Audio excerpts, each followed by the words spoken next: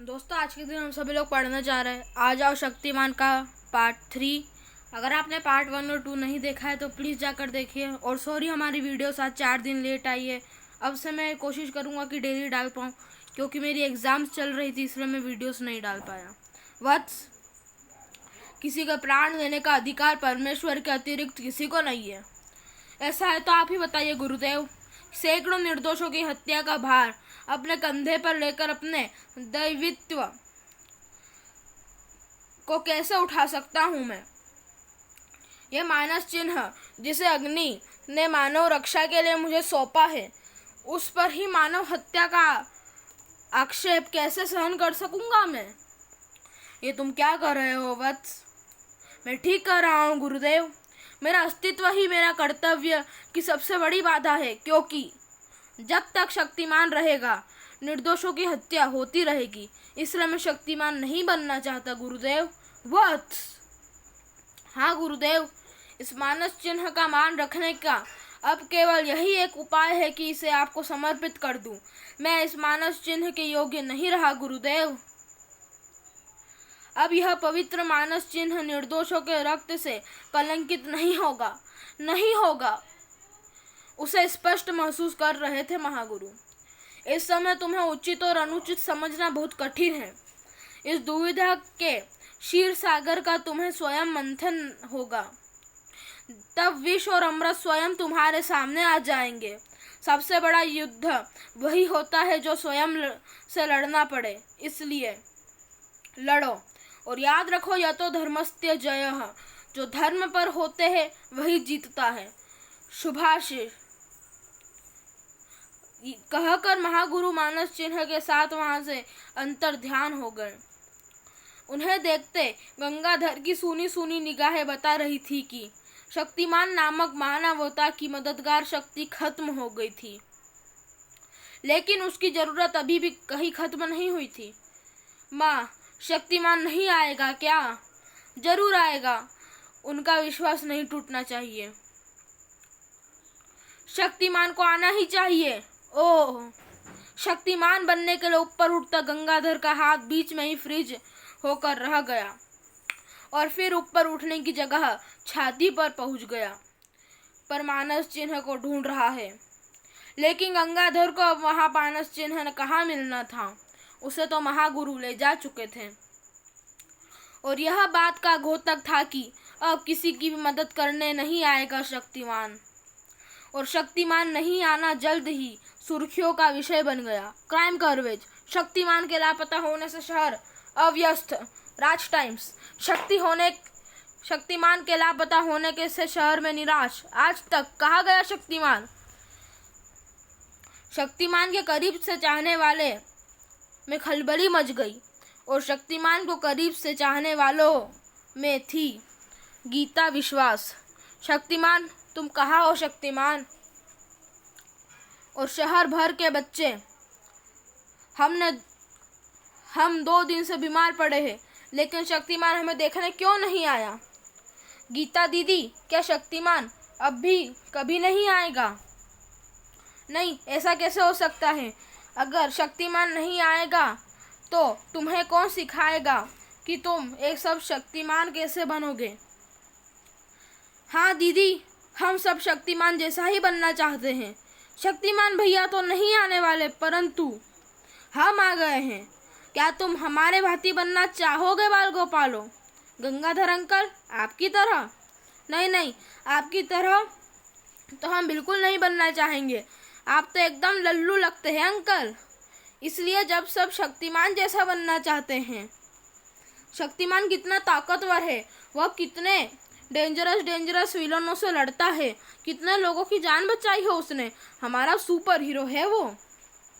ठीक कहा तुमने बाल गोपालो, परंतु एक अकेला शक्तिमान कितने दुष्टों से लड़ेगा और सब लोगों की जान कैसे बचा सकता है?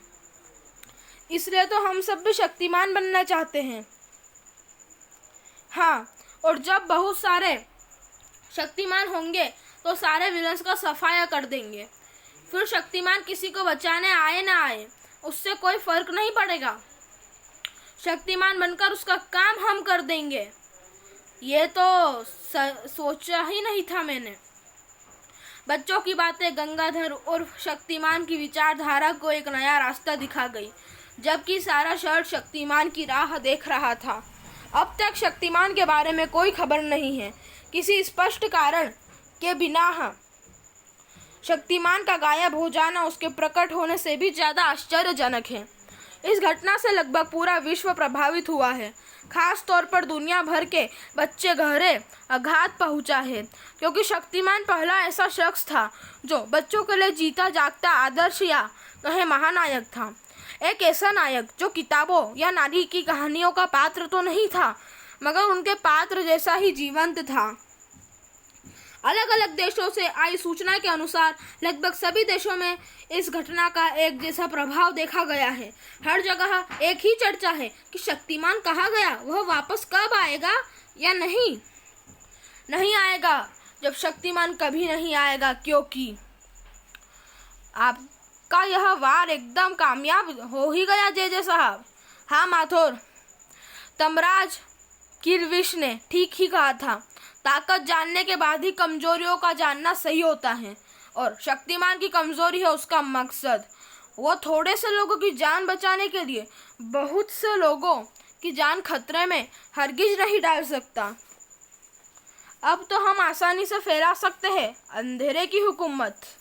नहीं माथुर, उससे पहले हमें फैलानी होगा सत्ता, और मेयर के पद पर रहकर हम वह तबाही नहीं मचा सकते जिसके नतीजे में दंग हो, फसाद हो, खून हो, बर्बादी हो। जे उर्फ काकोदर की आंखें में भर आई एक हिंसक चमक। खूब महसूस किया उसके शैतान साथी ने। उसके लिए हमें क्या करना होगा? मुख्यमंत्री शिवचरण की हत्या, और वो भी सरेआम। ऐसा होते ही पॉलिटिकल पार्टियां आपस में लड़ जाएंगी और हम अपने आदमियों को मुख्यमंत्री बनाकर फैला देंगे अव्यवस्था। और इसी के साथ अंधेरा हमेशा हमेशा के लिए कायम हो जाएगा। अंधेरा कायम है जे साहब, अंधेरा कायम है। इस अंधेरे कायम करने की खुशी फैल गई थी, जबकि इधर रोशनी के रक्षक के ना होने से उदासी की चादर फैल रही थी। ओहो, आप अभी तक अपने ख्वाबों और उदासी में ही डूबी हुई है गीता जी। जागिए और देखिए, दुनिया शक्तिमान के जाने के बाद भी हसीन है। मैं पहले जानता था कि यह शक्तिमान एक स्टंट है। जैसे अचानक शुरू हुआ उसी तरह अचानक बंद हो जाएगा। गीता विश्वास से सुधांशु से कुछ कहने के लिए मुंह खोल ही थी कि वहां पहुंचा गंगाधर और शक्तिमान। देवी जी, हमें तो लगता है शक्तिमान भैया विष वाले कांड से भयभीत होकर मैदान छोड़कर भाग गए होंगे। हमें उचित कहा ना गीता विश्वास जी। Shut up. तुमने क्या शक्तिमान को अपने जैसा डरपोक समझ रखा है गंगाधर? मुझे अच्छी तरह मालूम है कि जहर से शक्तिमान का कुछ नहीं बिगड़ने वाला। एकदम सत्य कहा, परंतु उस विषकांड में कितने ही निर्दोष बालकों की जान जा सकती थी। देखो शक्तिमान ने, लेकिन इसका शक्तिमान से क्या ताल्लुक? देखो, शक्तिमान ने तो किसी का मर्डर नहीं किया, उसने तो हमेशा लोगों की जान बचाई है, और अभी भी अगर वह होता तो ना जाने कितनों की जिंदगी बचा लेता। परंतु हर किसी के प्राणों की रक्षा तो शक्तिमान नहीं कर सकता ना। लोग मिस्टर गंगाधर, महाभारत में श्री कृष्ण ने धर्म की रक्षा की थी। उस युद्ध के मारे जाने वाले लोगों को उन्होंने भी नहीं बचाया था। यहाँ तक कि उनके सगे भांजे अभिमन्यु की मृत्यु भी उस युद्ध में उनके आंखों के सामने हो गई थी। लेकिन अभी तो तुम कह रही थी कि अगर शक्तिमान होता तो न जाने कितनी जानें बच जाती। तो क्या वो भगवान श्री कृष्ण? देखो, इसका मतलब यह नहीं है कि शक्तिमान का होना इसलिए जरूरी है कि वो लोगों की जान बचा सके है, बल्कि शक्तिमान का होना इसलिए जरूरी है कि वह लोगों को जीना सिखा सकता है, लोगों को एक नई जिंदगी दे सकता है। कौन सी जिंदगी? जिसमें लोग अपने प्रैक्टिकल लाइफ को एक ऐसे आदमी के ख्यालों में गुम कर दे जो अनजानी ताकतें रखता है, जो लोगों को फैंटेसी में ले जाता है। नहीं, एक ऐसी जिंदगी जिसमें सच के लिए, हक के लिए लड़ते हुए एक मजबूत सहारे का विश्वास हो। जानते हो, जब हम बच्चों को गॉड, ईश्वर, सर्वशक्तिमान के बारे में कहते हैं तो वो मन ही मन हम पर हंसते हैं, क्योंकि हम जो कहते हैं उसे साबित नहीं कर सकते। इसलिए सच्चाई और अच्छाई की उस ताकत का कोई सबूत तो हमारे पास हो जिसे हम उनके सामने रख सके। तुम्हारा मतलब है शक्तिमान के रूप में? Of course, why not. आज तक धर्म और मजहब को लेकर जो लोग आए हैं वो खुद उस ईश्वर की ताकत का सबूत थे, लेकिन आज उस सुपर हीरो नेचुरल पावर को साबित करने के लिए उसको रिप्रेजेंट करने वाली पावर का होना बहुत ज़रूरी है।